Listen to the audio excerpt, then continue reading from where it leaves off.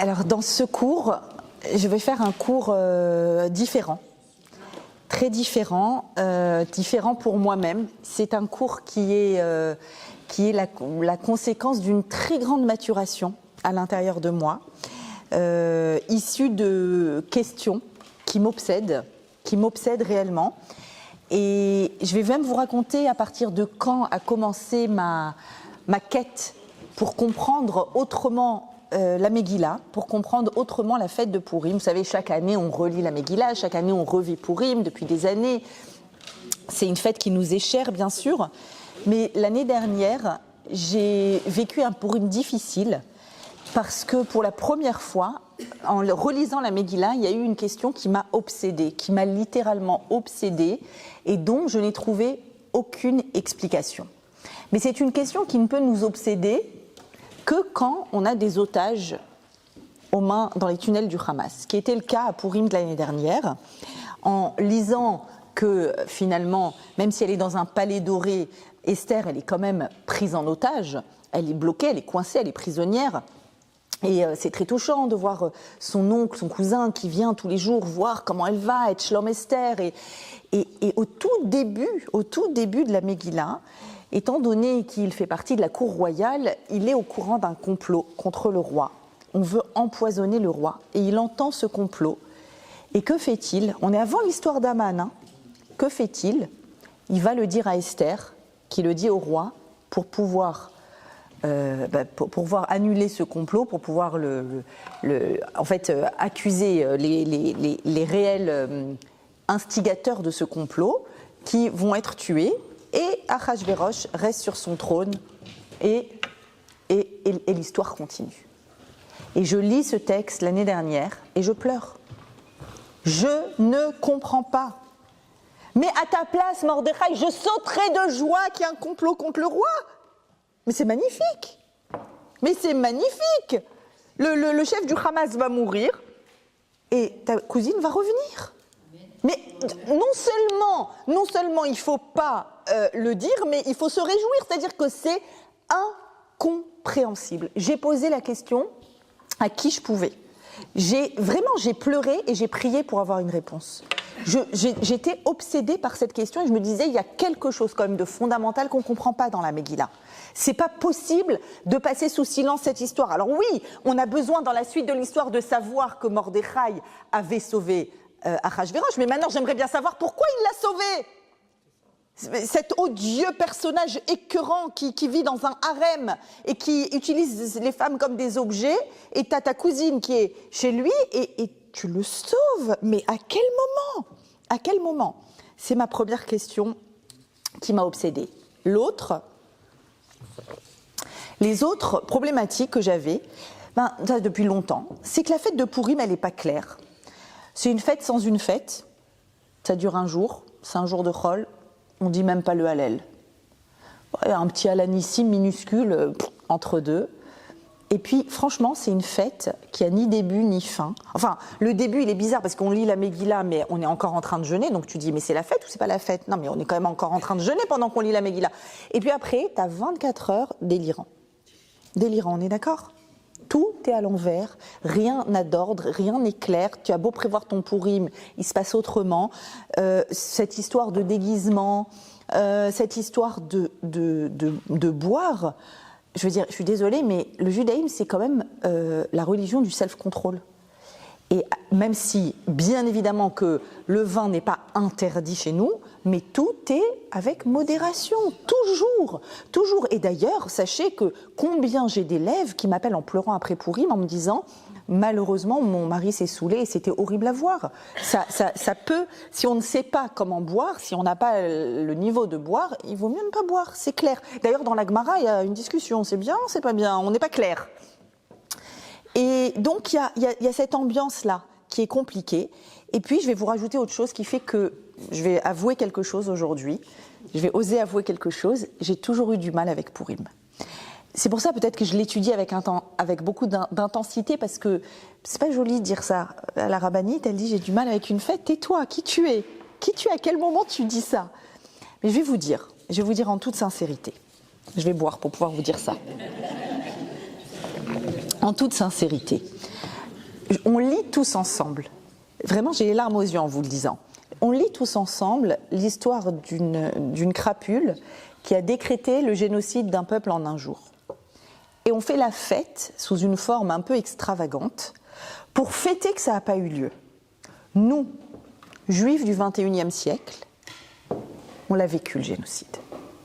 Et c'est pour ça que c'est une fête qui est très dure. Pour moi, elle est très dure. On a vécu le génocide de la famille de mon père, il ne reste que mon père, du côté ashkénaze, d'accord. À chaque fois que on reparle de l'histoire familiale, à chaque fois, il n'y a pas de... Je veux dire, le temps ne guérit pas.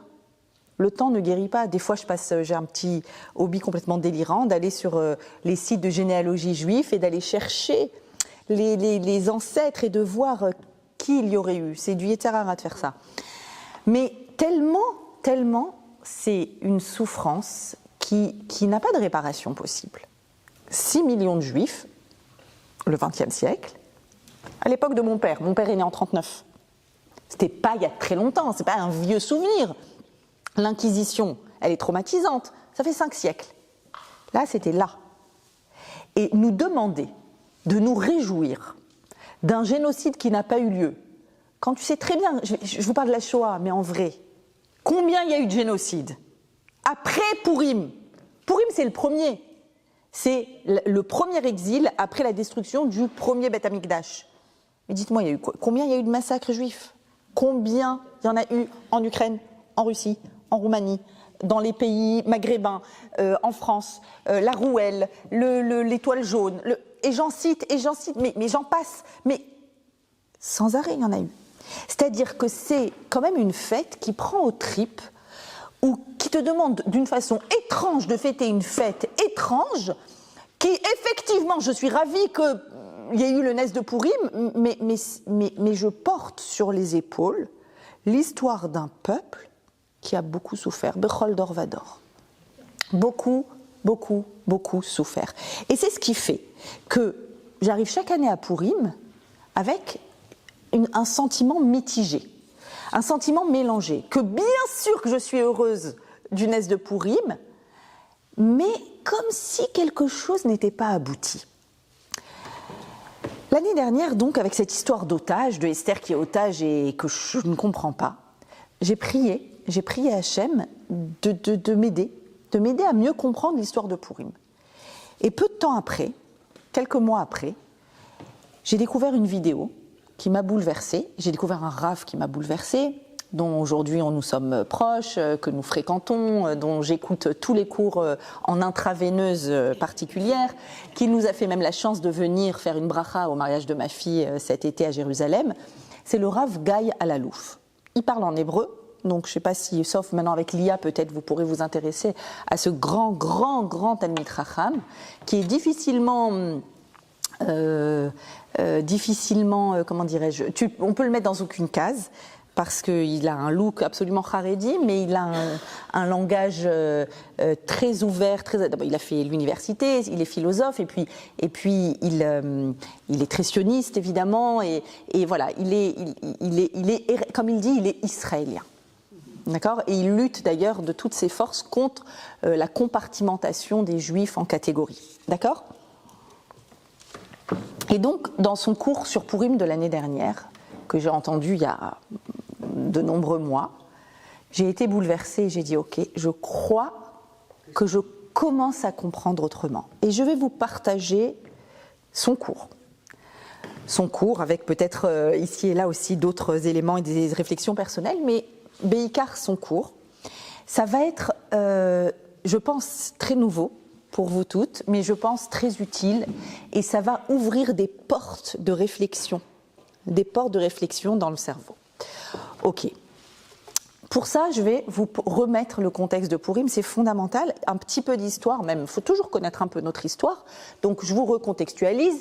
Destruction, en moins 586, destruction du premier temple, le temple de Salomon, d'accord, par Nabuchodonosor, la Babylonie, nous sommes exilés en Babylonie durant 70 ans. Mais il y a un renversement du royaume de Babylonie au profit de Koresh, Cyrus. Cyrus prend possession et il va émettre son fameux décret.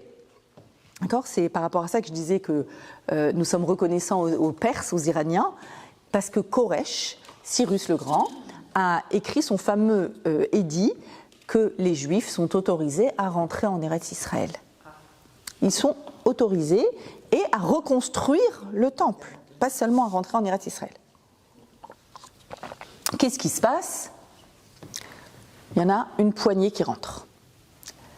Certainement les plus fervents pratiquants, parce qu'on est depuis 70 ans dans une période de déclin du peuple juif, d'assimilation. On est bien avant l'époque de la Torah orale, n'oubliez jamais ça. Nous avons que la Torah écrite et la Torah orale est orale. Donc si on est éparpillé, est-ce qu'il y a partout des rabbins pour maintenir la pratique de la Torah ? Bref, Cyrus donc fait cet édit et il y a Zerubbabel qui va remonter en Israël. Il y a environ 40 000, une poignée d'hommes. Après Cyrus, il va y avoir son fils Darius, Dariavesh, qui va faire des guerres contre la Grèce parce qu'il veut s'étendre encore plus. Il va perdre ses guerres, la fameuse guerre qui s'appelle le marathon, d'où le terme du marathon aujourd'hui, où il a perdu cette guerre contre les Grecs. Et ensuite va arriver sur le trône Assuérus, notre Achashverosh, c'est-à-dire 2 générations après. On est 2 générations après l'autorisation officielle de retourner en Eretz Israël. Et l'époque de Pourim, c'est l'époque donc de Néhémia, où visiblement, il y a déjà le Beth Amikdash en phase de construction ou déjà construit. Ça s'est fait par étapes, d'accord ? Parce qu'il y a eu des arrêts, des reprises, etc. Donc il y a des Juifs en Israël, il y a le Beth Amikdash, et où est l'écrasante majorité des Juifs ? En Perse, Paras ou Madaï, d'accord ? Perse et Médie. Et maintenant, maintenant que j'ai placé le contexte de ce qui se passe dans le monde à ce moment-là, venez, on essaye de savoir qui sont Mordechai et Esther. Je vais m'appuyer surtout sur le texte de la Megillah, le Pshat, ce qui est écrit. Qui sont Mordechai et Esther ? Qu'est-ce qu'on sait avec certitude ? On sait avec certitude que Mordechai fait partie de la cour du roi, puisqu'il est Bechatzar Amelech, il est dans la cour du roi. Il y a certains endroits où on ne peut pas aller, mais c'est un proche du roi. C'est à toute évidence un proche du roi. Il fait partie du Khatser. Et question pourquoi ? C'est-à-dire qu'est-ce qu'il y fait ? Pourquoi est-ce qu'il est proche du roi ? Alors là, on a un passage du Talmud et on a également des fouilles avec un texte qui date de l'époque de Mède, où on voit un certain Mardouko qui apparaît dans les textes qui datent de cette époque. Donc Mardouko, c'est possiblement Mordechai, qui est un proche du roi, un officier du roi. Et la Gemara d'ailleurs va dire, tu sais, il y a un conflit entre Aman et Mordechai. Tout le monde est au courant qu'il y a un conflit entre Aman et Mordechai. Aman au début ne sait pas le âme de Mordechai. Il a fallu qu'on lui dise. Il ne sait pas que Mordechai est juif. C'est un concurrent. Mordechai et Aman sont tous les deux officiers dans l'armée de Achashverosh. C'est une période, la 3e année du règne d'Achashverosh où s'ouvre la Megillah, c'est un moment où il va faire une grande coalition avec tous les sarés à Médinote, tous les ministres des autres pays, donc c'est un moment de coalition. Ensuite, il y a un creux de 4 ans jusqu'à la 7e année.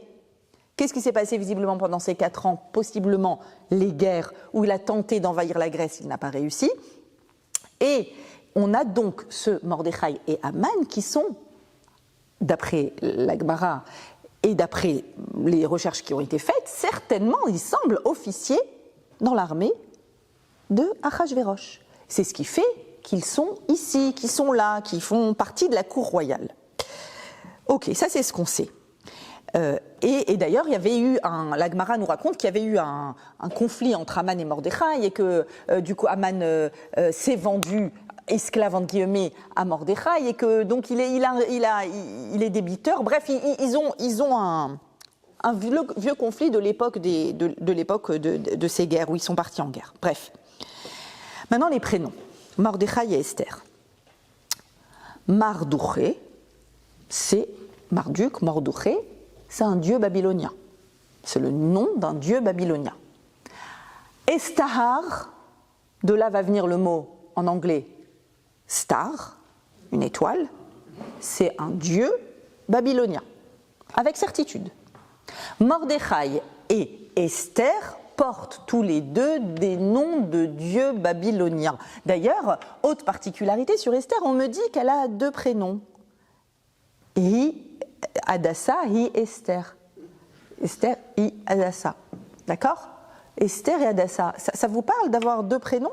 Un prénom d'un dieu babylonien et un autre prénom Hadassah, juif ? Ah ben nous. Ah ben nous. Je m'appelle Nathalie, mais en hébreu, je m'appelle Myriam. Vous connaissez ? Ah, on connaît ça, c'est pratique, elles ne sont pas nouvelles. Donc Esther, elle a un prénom usuel, babylonien, et le prénom qu'on lui a donné, qui rappelle qu'elle est juive, Hadassah. Autre élément très étrange, très étrange, pourquoi Mordechai lui dit de ne pas dire qu'elle est juive. Zéro danger, il n'y a pas d'Aman, il n'y a rien du tout. On fait partie on est au milieu de ce peuple-là, très puissant, de 127 provinces. La reine Esther a été choisie pour devenir reine. Pourquoi ne pas dire ? Pourquoi ne pas dire qu'elle est juive ? C'est une question. Tous les commentateurs se sont échinés à essayer de trouver une réponse à cette question. Autre question, avant qu'elle ne soit choisie, pourquoi Mordechai ne la fait pas fuir ? Ou pourquoi il ne la marie pas vite pour ne pas qu'elle soit prise, puisqu'on cherche des jeunes femmes bétoulottes, vierges ? Il y a tout un grand... beaucoup de questions et d'éléments qui sont étranges. Tous les éléments, les uns après les autres, de cette histoire de Pourim sont étranges. Mais qu'est-ce qu'il faut essayer de comprendre de tout ce qu'on est en train de dire ? Mordechai, c'est un prénom non juif, d'accord ? D'un dieu babylonien, un genre chrétien aujourd'hui, pardon. Esther, c'est genre Marie, ou genre, d'accord ? Marie, c'est pas de... Je sais qu'il y a aussi des juifs qui s'appellent comme ça, mais enfin bon, à l'origine, Étoile, c'est la déesse babylonienne. Elle a 2 prénoms. Mordechai est un juif de cour. Il fait partie de ces juifs influents proches du gouvernement. Il était même à l'armée. Tiens, ça me fait penser au capitaine Dreyfus. Qu'est-ce que je dois, d'après le pshat, qu'est-ce qu'il semble me dire ce texte-là ? On a l'impression que, est-ce que c'est tellement une catastrophe pour Mordechai si Esther a été prise par, bien sûr qu'il s'inquiète pour elle, attention, mais si elle a été prise par ce goy, à quoi ça vous fait penser là, tout ce qu'on vient de dire ? À quel type de juif en galoute, en exil ? Comment ? Les juifs assimilés. Ça ressemble tellement aux juifs assimilés. Ceux qui sont proches du gouvernement, ceux qui disent je suis juif, enfin oui, bon, mon grand-père, ou bien qui ne disent pas qu'ils sont juifs, qui ne veulent pas trop le dire, qui ne veulent pas trop en parler parce que ce n'est pas de bon ton d'être juif en ce moment depuis le 7 octobre, ou bien des grands journalistes, ou bien à part quelques-uns qu'on compte sur les doigts d'une main, bon, on est des Français. On est des Français, ok ? Il semble, d'après tous ces éléments, que Mordechai et Esther sont des juifs assimilés. D'ailleurs, il y a même un avis dans la Gemara qui le dit, qui dit que Mordechai, dans un avis qui dit qu'il était justement Rosh Sanhedrin, mais un autre avis qui dit mais pas du tout, c'était un juif, justement parmi tous ces juifs qui s'étaient fondus dans la masse de Paras ou Madaï. En tout cas, ce qui est sûr, c'est que ce n'est pas un juif qui est retourné en Israël à l'époque où il y a eu l'autorisation de revenir, ça c'est sûr. Visiblement, qui est revenu? Les premiers, on le sait, les premiers qui sont revenus, Zerubbabel, etc., c'est la lignée du roi David, parce qu'on voulait remettre en place le royaume de David. Plus tard, sous Néhémia, ça sera des Kohanim qui vont revenir, mais en tout cas, les premiers juifs qui reviennent en Israël, c'est les juifs pratiquants, les juifs attachés à leur origine, à la pratique de la Torah. Donc il semble ça. Je vous rajoute à ça un avis important dans la Gemara, Vayeshane et Naroté Aletov, quand Esther est prise dans le palais avant d'être sélectionnée reine, elle a trouvé grâce aux yeux de Hattar, de l'eunuque, et il lui a fait des privilèges à elle et à ses dames de cour. Quels sont ces privilèges? Talmud Megillah, page 13a, avis de Rav, regardez les deux avis à quel point ils sont à l'extrême opposé. Avis de Rav, Ma'achal Yehudim, la nourriture de juifs, il n'y a pas encore le mot kasher, mais la nourriture que mangent les juifs. Avis de Shmuel, Kitlé de Chaziré, des morceaux de porc. De morceaux de porc, des côtelettes de porc. Pendant 1 an, elle mange des morceaux de porc. Maintenant, il y a l'avis de Rav, il y a l'avis de Shmuel. L'avis de Shmuel, pourquoi il y a cet avis? Il a besoin de répondre à une problématique. C'est pas obligé de dire des morceaux de porc. Alors Rachi sur place dit oui, mais elle n'avait pas le choix, elle était obligée, elle était dans le... J'en sais rien. Je vois les éléments et je vois ce brouillard. Comprenez? Maintenant, pourquoi est-ce que ça répond à énormément de questions? À énormément de questions. D'abord, la question qui m'a taraudée l'année dernière, pourquoi il ne la sauve pas? Elle est otage. S'il ne la sauve pas, c'est peut-être qu'elle n'est pas otage. C'est peut-être que ce n'est pas si grave. Ah, elle est avec un goy, elle est avec un goy. Vous savez combien de juifs étaient avec des goïms quand Israël et Néhémia reviennent en Israël et ils pleurent et tout le monde, c'était monnaie courante. Monnaie courante. Donc, ça répond à cette première question. Et surtout, ne dis pas que tu es juive. Ça peut s'entendre maintenant, pour nous juifs de Galoute, montre pas, je veux pas que tu aies ta magaine, enlève ta magaine. Connaissez ou pas? Enlève ta magaine. Ah, la mezouza, non, moi je la mets à l'intérieur de la maison. Ça va, t'as pas besoin de raconter que... Non, nous on va à l'école publique, l'école de la République, pour avoir des valeurs de... On connaît très bien ça. Il faut juste avoir la bonne clé de lecture et comprendre que ce texte extraordinaire, exceptionnel de la Megillah, dans lequel n'apparaît pas le nom d'Hachem, jamais, jamais, jamais, c'est pas un texte religieux, c'est pas un texte où il y a écrit textuellement on fait teshuva, il y a écrit qu'on a jeûné, il n'y a pas écrit on fait teshuva, il n'y a pas écrit, contrairement à Hanouka qui est une fête qui a eu lieu plus tardivement, à l'époque du deuxième Beth Amikdash, où qu'est-ce qu'on dit tout le temps? Le nom, Maccabi c'est quoi? Mi kamocha ba'ilim Hachem, qui est comme toi dans les cieux Hachem, parmi les dieux Hachem. Mi la Hachem Elai, celui qui va combattre pour Hachem qui vient avec moi. Le nom d'Hachem est central, le Hallel, 8 jours, c'est une fête très, très juive, très religieuse, j'ai envie de dire. Éclairée avec notre lumière. Là, il n'y a pas Hachem. Les mitzvot que tu fais, elles sont un peu banales. C'est-à-dire, tu vas écouter un texte dans lequel il n'y a pas le nom d'Hachem et tu vas aller donner des aimés à tes amis. Tu vas recréer du lien dans la communauté. Pas d'allèle, pas de prière spéciale, tu fais ta amida normale, un petit alanissim, entre deux. Un texte sans le nom d'Hachem, il me semble, c'est comme ça que je le vois, c'est que la Megillah prend l'apparence de ses protagonistes. Les protagonistes ne sont pas des personnes qui parlent de Dieu toute la journée. Mordechai n'est pas habillé avec des péotes et un shtramel, je vous le dis. Et s'il l'était, tout le monde aurait su qu'il est juif. Or, personne ne sait. Même Aman, il ne sait pas. On lui a dit, Ki higuidulo, Asherou Yehudi, on lui a dit qu'il est juif. Achashverosh, il sait que Esther est juive? Non. Il sait que Mordechai est juif? Pas du tout. Ça ne se voit pas. Pourquoi ça ne se voit pas? Parce que ça ne se voit pas. Parce que ça ne se voit pas. C'est-à-dire qu'on est en train de parler ici d'une Megillah qui est écrite sous la forme où Dieu est caché. Il est là, évidemment. Il est caché. Il est caché sous l'apparence de ses protagonistes qui ne vivent pas un Dieu de façon apparente, qui ne vivent pas leur connexion à Akadosh Baruch Hu de façon apparente. Par la suite, on va voir que leur connexion à Akadosh Baruch Hu, elle est énorme, mais elle n'est pas apparente. Oui, mais Haman, il le sait. Il va le savoir après.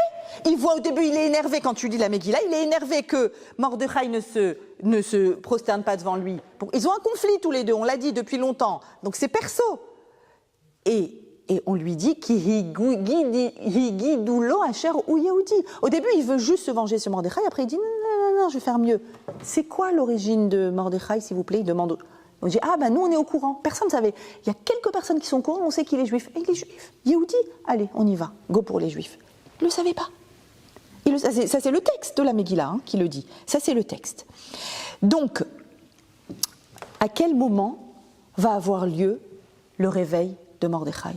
Parce que je crois sincèrement que l'histoire de la Megillah, c'est l'histoire du réveil des Juifs de Galout, des Juifs assimilés. Combien assimilés, je ne sais pas. Je sais combien aujourd'hui les Juifs sont assimilés en France, aux États-Unis.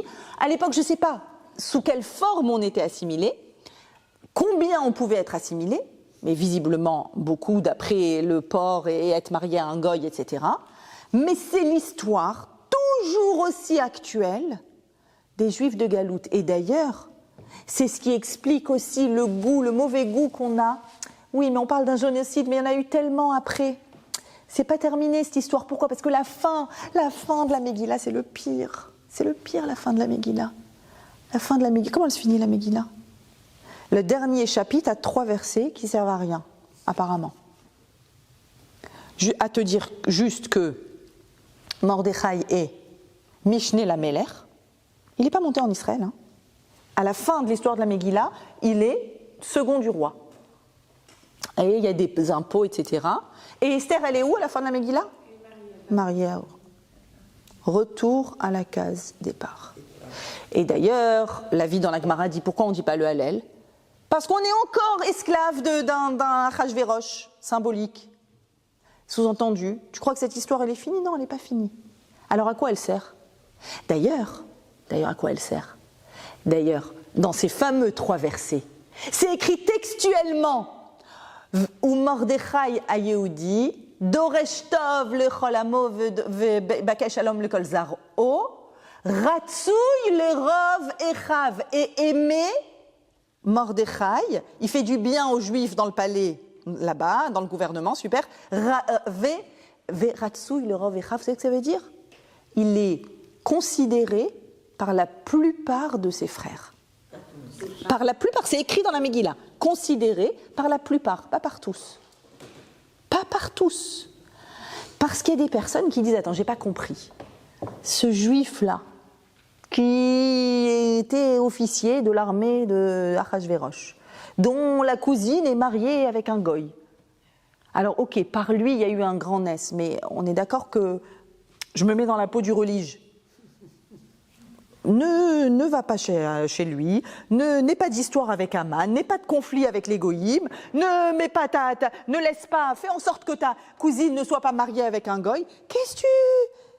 On peut imaginer aussi la posture religieuse de ceux qui disent non, c'est quoi cette histoire? D'ailleurs, la Gemara nous dit qu'à 2 reprises, la reine Esther, à la fin de la Megillah, on dit qu'ils ont mis par écrit et colle toute cette histoire-là. Toute cette histoire-là, ils l'ont mis par écrit, et la Gemara nous dit qu'elle shalcha la chachamim, elle a envoyé aux sages, et elle a dit Kiv'uni les Doroth, je veux qu'il y ait une fête instaurée en mon souvenir, la fête d'Esther. Kitvuni les Doroth, écrivez une Megillah à mon nom. Réaction des chachamim, ça va pas, mais ça va pas. Alors, il y a plein de dieux. Non, on a déjà parlé d'Amalek, ça va exciter les goïms si on reparle d'eux. Non, c'est pas une bonne idée, parce qu'il y a plusieurs avis dans la Gemara, plusieurs allers-retours, où à la fin, elle tient tête et elle fait écrire la Megillah. Mais ils veulent pas. Pourquoi ils veulent pas? C'est une histoire gênante, très gênante, pour les religieux.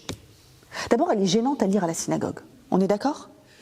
En France, on ne comprend pas ce qu'il y a écrit, mais les petits Israéliens qui vont à la synagogue et qui voient 2 chapitres qui te racontent l'histoire d'un harem avec des jeunes filles qu'ils ont sélectionnées sur leur beauté, à qui on offre 6 mois dans une huile comme ci et 6 autres mois dans une huile comme ça, et que le soir elles viennent et que le matin elles partent, vraiment, mais c'est une horreur, c'est une orgie, c'est une horreur, cet harem, c'est une insulte à toute forme de pudeur. Et les enfants, ils entendent. Ceux qui comprennent l'hébreu, ils entendent et ils comprennent. Franchement, un texte dans lequel il n'y a pas le nom de Dieu, qui raconte des choses pareilles, et je peux imaginer, il y a 2400 ans, les Chachamim qui disent, écoute, on n'est pas clair avec ton histoire. Évidemment que le peuple juif a été sauvé, mais d'abord, à la fin, il est encore en galoute, et il y aura effectivement plein d'autres pogroms et plein d'autres génocides. Et puis, on est mal à l'aise avec le fait que tout ça, ça a eu lieu à travers un juif de cour. On est mal à l'aise. À travers une femme mariée avec un goy qui reste avec lui à la fin de l'histoire. On est mal à l'aise de raconter une histoire biblique qui a une apparence qui ne l'est pas. D'où les déguisements.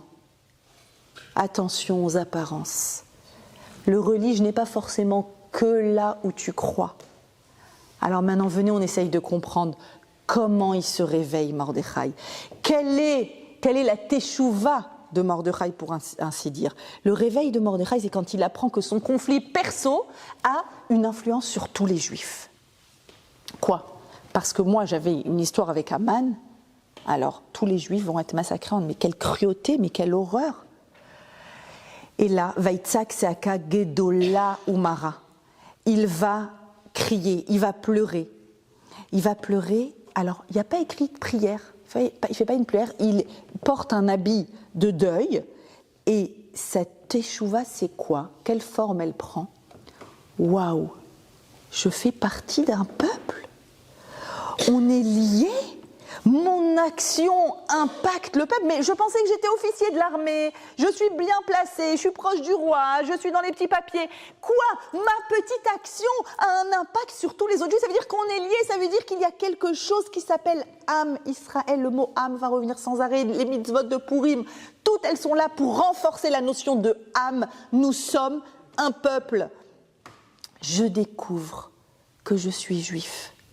Je découvre que j'appartiens à ce grand peuple. Je découvre que mon action a un impact sur tout mon peuple. Et le Rav Elalouf va dire comme qui a fait exactement la même découverte que Mordechai. Je cite le Rav Elalouf, beaucoup plus récemment, qui a fait la même découverte. Waouh, je suis juif, je fais partie d'un peuple et il faut que je m'occupe de ce peuple. Pourtant, mon identité juive n'était pas très très présente dans ma vie. Mais il faut que je m'occupe de mon peuple. C'est qui ? Vous arrivez à le dire ou pas ?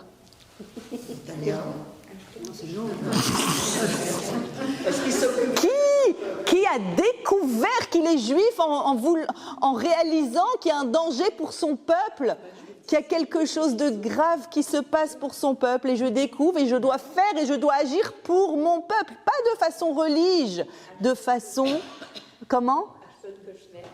De façon... Avant, quelqu'un de très connu.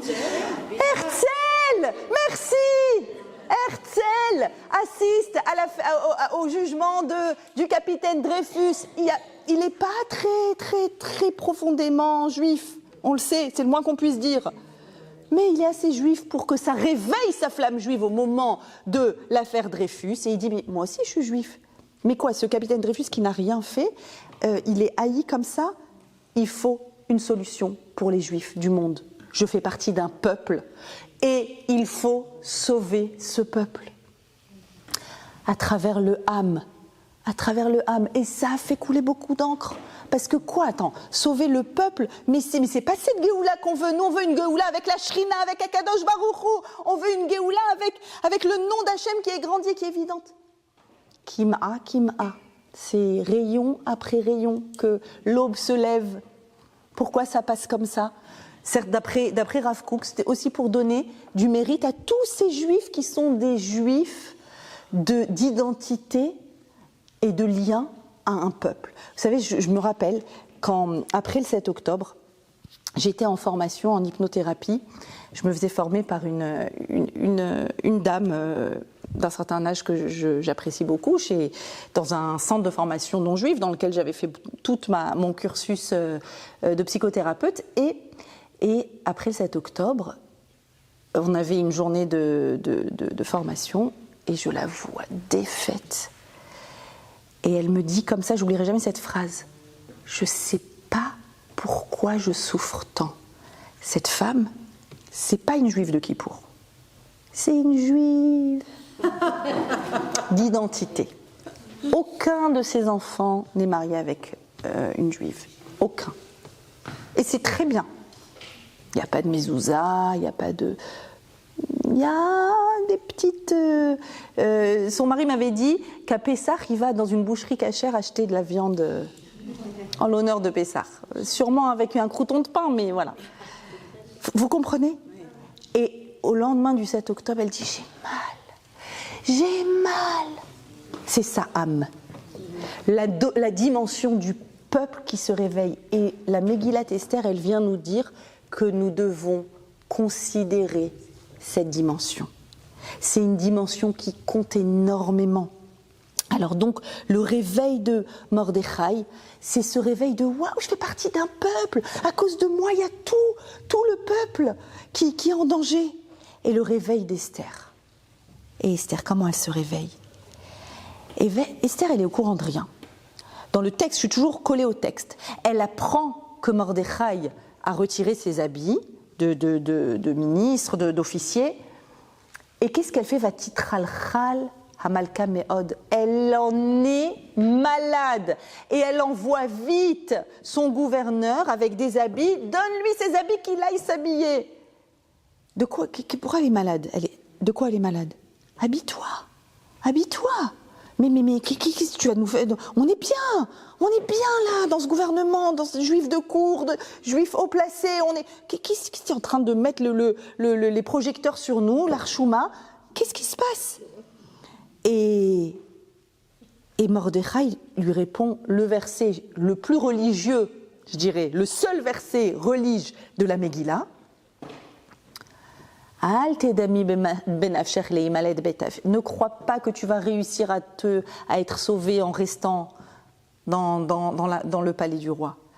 Toi et la maison de tes parents. Là, il y a un rappel de d'où tu viens. Beit Avir, la maison de tes parents. Tovedou. Combien de juifs se sont assimilés ? Combien de juifs sont partis dans les ténèbres des épaisseurs des siècles d'assimilation ?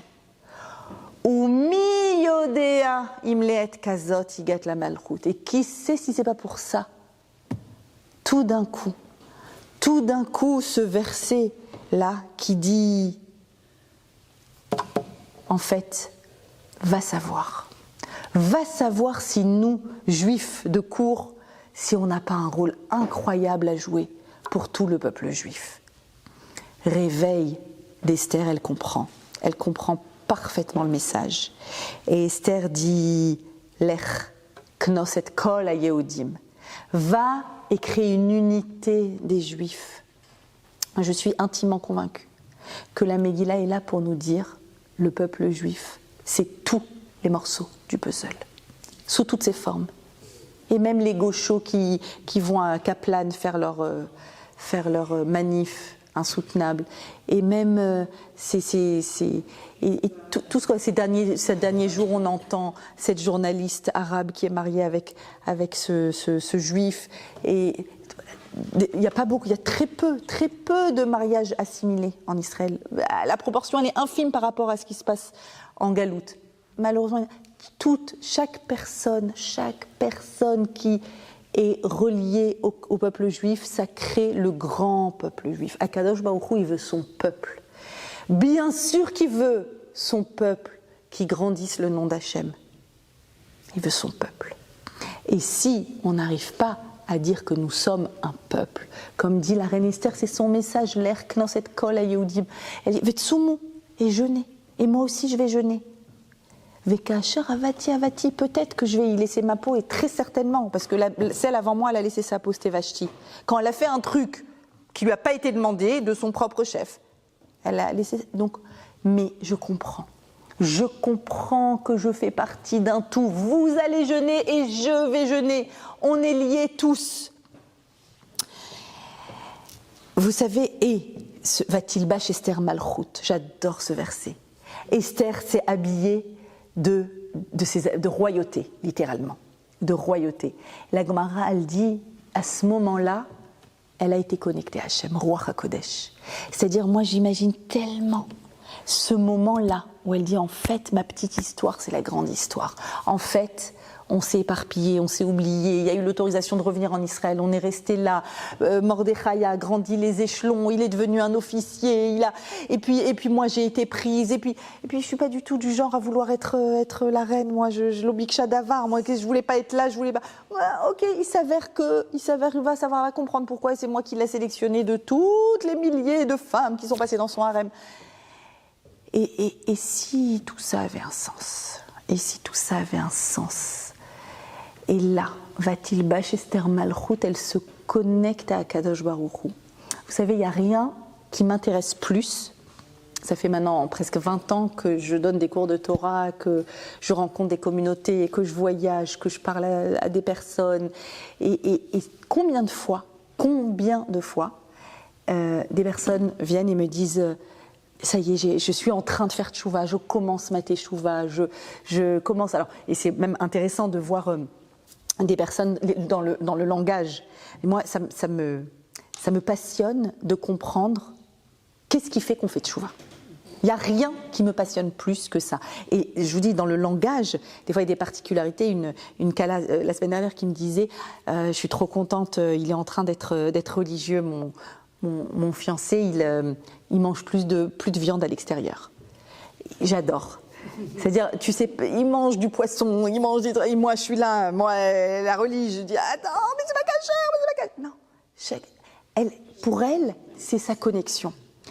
Et rien ne m'émeut plus que de comprendre les mouvements de Teshuvah. Et souvent je me demande, mais pourquoi elle qui était au cours, elle a avancé comme une flèche, et l'autre, elle est bien détente. J'ai ma petite heure religion, entre guillemets. Volontairement, j'utilise ce terme en le mettant dans beaucoup de guillemets, parce que toute l'histoire de Purim, elle dit « n'est pas relige celui que tu crois qui est relige clairement ». D'accord ? Il n'y a pas d'apparence relige. Ça, c'est une invention récente. Esther se connecte à Kadosh Baruch Hu, et mes élèves, je les vois. Je les vois se connecter à Kadosh Baruch Hu. Quand j'étais à Nice récemment, est venue me voir une femme qui me dit « Je vous suis depuis l'été dernier, je démarre ma teshuva, j'écoute tous les cours, je viens de commencer à aller au Bet Rabad. Vous savez, moi, chez nous, on faisait rien, on faisait pas kippour, rien du tout. Je crois une maman algérienne, un papa ashkénaze, ou je confonds, mais quelque chose comme ça. Et je sentais que j'avais pas de spiritualité, je me sentais vide et je me sentais creuse. Et ma copine catholique allait en retraite spirituelle, catholique, et elle m'a dit « Viens avec moi, il te manque de la spiritualité, viens avec moi ». Et je suis allée avec elle. Et du coup, ça m'a reconnectée à moi-même. Et du coup, j'ai posé des questions là-bas sur le judaïsme. C'est quand même, il faut rendre à César ce qui est à César. Bref, et je me suis posé des questions sur le judaïsme. Et du coup, je suis allée chercher sur Internet et je suis tombée sur vos cours et j'ai poussé la porte d'un Bet Rabad. Et alors attention, je fais toujours pas kippour, mais les mouvements de Teshuvah sont très intéressants. Et je voudrais vous dire que en vrai, moi qui fais ça, qui donne des cours depuis 20 ans, je vous dis, je suis arrivée à une conviction profonde. On ne fait pas Teshuvah à qui que ce soit. Les gens font Teshuvah s'ils veulent. C'est intime, c'est personnel, il s'agit de la Emouna, il s'agit de la connexion à Hachem. C'est pas quelque chose qui est visible, c'est pas apparent. Quelqu'un peut être en mouvement de Teshuvah très longtemps à l'intérieur et t'en sais rien. Il parle à Hachem, il se pose des questions, il se cherche, il cherche sa place. On ne fait pas Teshuvah à quelqu'un. Qu'est-ce qu'on fait ? Là, c'est une seule chose. On lui rappelle que lui et nous, on fait partie du même peuple. C'est ça qu'on fait. Ce n'est que ça qu'on fait. Quand je rencontre des personnes, la seule chose que je vais leur dire, si je les invite Shabbat, c'est tu sais, en fait, on est en famille. Et on invite les gens de notre famille à sa table. Et quand vous allez donner des mishloach manot, c'est ça que vous faites. Vous dites on est en famille. On fait partie de la même famille, matanot, laevionim. On donne aux pauvres. Pourquoi? Parce que je ne peux pas sauver le monde entier, c'est vrai. Il y a beaucoup de pauvres dans le monde. Mais les pauvres de ma famille, je peux essayer de faire quelque chose pour eux peut-être. On est de la même famille. C'est ça qu'on dit à tous ceux qui... L'erknos et kol hayehudim, on est de la même famille. Après, moi je vous avoue que dans mon fort intérieur, il n'y a rien qui m'émeut plus après que la personne sache qu'elle a su qu'elle est de ma famille, si je sais qu'en plus elle met Akadosh Baruch Hu dans sa vie, à travers la cacheroute, à travers le Shabbat. Il n'y a rien qui m'émeut plus. Mais moi, la seule chose que je peux faire, c'est lui dire qu'elle est de ma famille. Et donc, la fin de la Megillah. La fin de la Megillah, elle est, comment dirais-je, elle est mi-figue mi-raisin, elle est compliquée. Mordechai est là où il est, Esther est là où elle est, on a été sauvés, c'est un miracle extraordinaire. Les Chachamim ont accepté d'écrire l'histoire d'Esther, une histoire sans nom de Dieu, parce que ce n'est pas une histoire relige, c'est une histoire d'un réveil identitaire à travers le peuple. On a cette histoire, mais il faut revenir en Israël, il faut faire teshuva. Il faut revenir en Eretz Israël. Et revenir en Eretz Israël, c'est revenir en Eretz Israël et servir à Kadosh Baruch Hu. Alors, où est-ce qu'on est? Vous savez quoi? Même si la fin de l'histoire de la Megillah, elle est un peu délicate, en réalité, on sait qu'après Esther va arriver Néhémia. Néhémia, c'est cette personne qui va revenir en Israël, mais dans le livre de Néhémia, je vous invite à lire le 2e chapitre du livre de Néhémia, il est maître échanson du roi. Pour être le maître échanson, responsable de la boisson, il faut être très très haut placé parce qu'il risque d'empoisonner le roi. Donc c'est la personne en qui on a le plus confiance. Néhémia, un Cohen, d'accord, qui est maître échanson du roi et qui, le roi lui dit, oh là là, t'es mchon aujourd'hui, c'est le texte dans Néhémia, pourquoi t'es mal? Et il n'a pas dit mchon, mais à peu près, pourquoi t'es mal aujourd'hui? Il dit, je suis pas bien, parce que je suis ici, je suis proche du roi ici, mais là-bas, en Eretz Israël, c'est the place to be. Et je suis loin. Alors il dit, ok, t'as envie d'y aller? Bon, allez, fais-moi un projet de voyage. Pour combien de temps? Tu veux y aller, je t'autorise. Vas-y. Mais il dit, ok, mais alors, monsieur le roi, est-ce que vous pouvez me donner des missives? Comme quoi vous m'autorisez, des laissez-passer, parce qu'il y a un sacré chemin depuis l'Iran jusqu'à Israël, des laissez-passer pour que je puisse revenir avec beaucoup de personnes et créer un mouvement de retour en Israël. C'est-à-dire qu'après l'histoire de Pourim, on voit dans le texte de Néhémia, c'est clair qu'il y a eu, oui, un réveil identitaire, qu'il y a eu un réveil d'Emouna.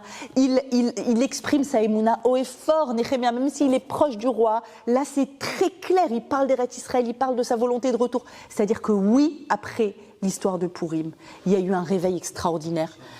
Bezrat Hashem, que l'histoire de Pourim soit la dernière histoire du dernier génocide qu'on a vu le 7 octobre, que ce soit le dernier, et surtout que ça nous serve de rappel et de réveil, que ce qu'il faut, c'est être un peuple, il faut dire à tout le monde fait partie du même peuple, et de ce fait va grandir le nom d'Hachem dans le monde, et Bezrat Hachem qu'on puisse le servir en Eretz Israël.